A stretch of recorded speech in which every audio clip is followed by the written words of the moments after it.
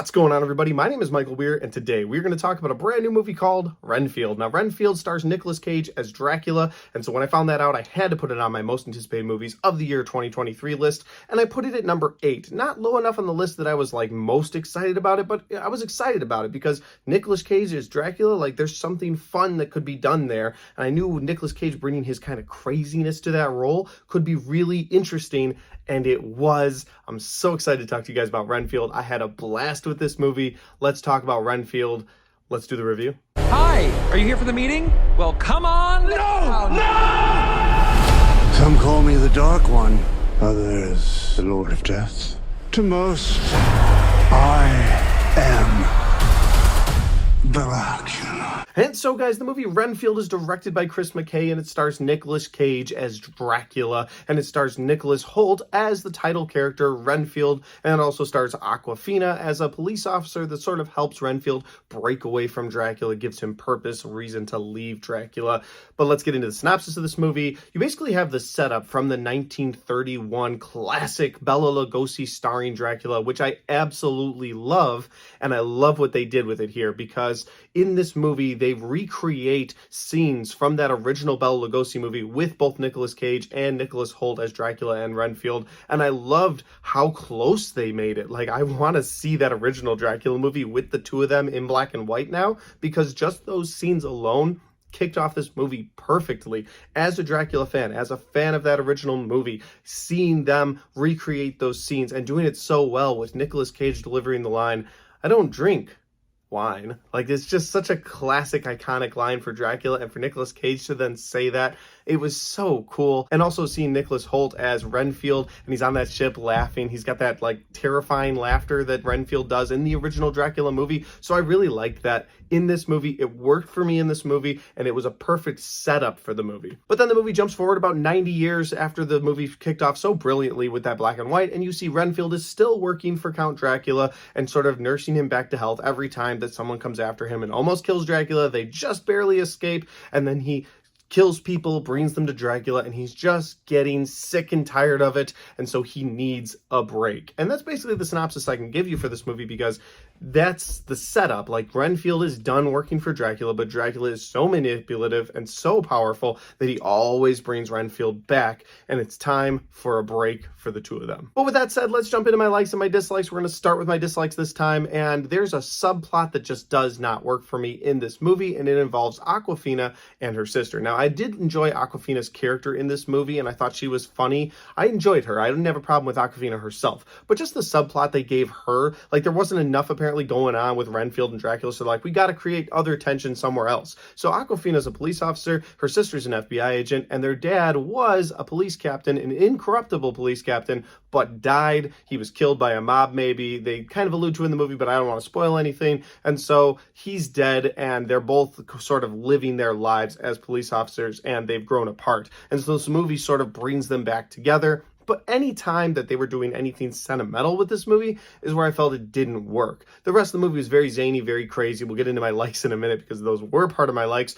But as far as a dislike goes, I didn't think they wrote the sentimental parts of this movie very well, and I didn't think they ended this movie very well. I liked what they did in the movie all the way up until sort of the last half of the last act. Just sort of fell apart for me, and I didn't think any of the sentimental, emotional beats worked for me, because ultimately, while Renfield is trying to right the wrongs he's done in the past, he's not a great character. He's not a good guy. He did things in his past that he's not proud of, and you can see he's trying to go on a redemption arc, but at the end of the day, he's been serving Dracula for 90 years, so to try to make him a sentimental character toward the end of the movie just didn't work for me personally. But with that said, let's get into my likes, because I'm not trying to dog this movie too much. I had a really fun time with it. There were just moments that didn't work for me, but let's get into the things that I liked, the things that did work for me, and of course, with that said, we got to start with the violence. Oh my god, the violence in this movie is so much fun. It's not believable violence, people's hands are getting cut off with a serving tray at one point, but it's just violent and fun.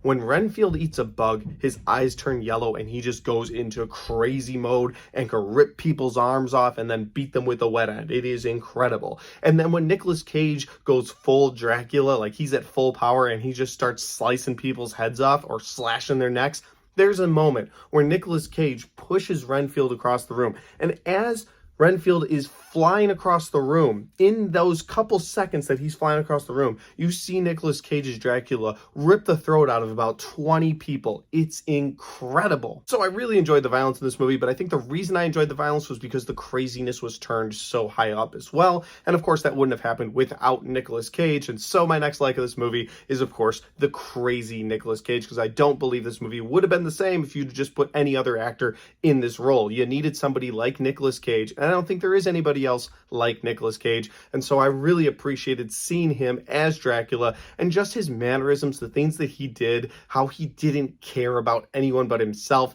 and how eventually he's like, you know what, I am Dracula, I'm killing everybody, I'm going for world domination. It was such a fun performance out of Nicolas Cage. That, like I said, my like here is the craziness, but also the fact that they were bold enough to cast someone like Nicolas Cage for this role, to see that vision and be like, you know what, he could bring to this movie what we need.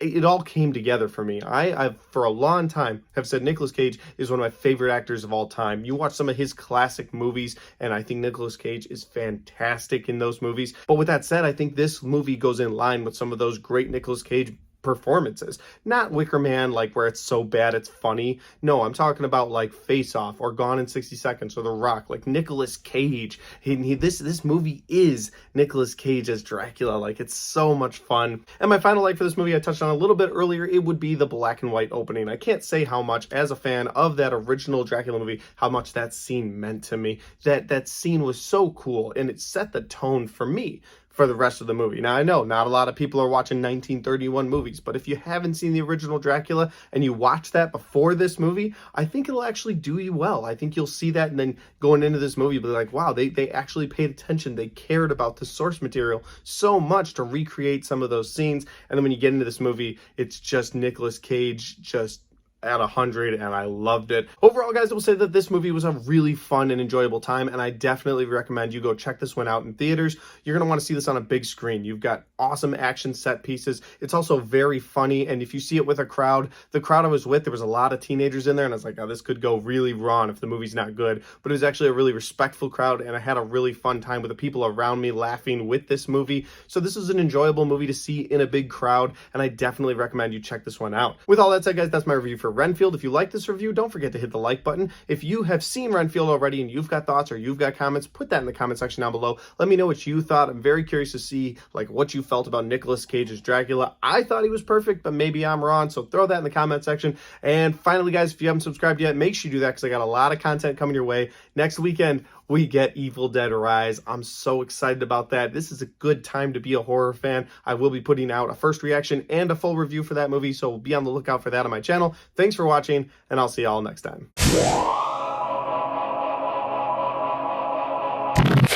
Alright, guys, we made it to the end of the Renfield review. If you enjoyed this review, don't forget to hit that like button. And yeah, my shirt says, somehow heartbreak feels good in a place like this. My wife got me this shirt. I think it was a Father's Day gift, but I absolutely love this shirt. If you want to see more of my videos that I've made on my channel, don't forget to go to my 2022 reviews right there, or my 2023 reviews right there.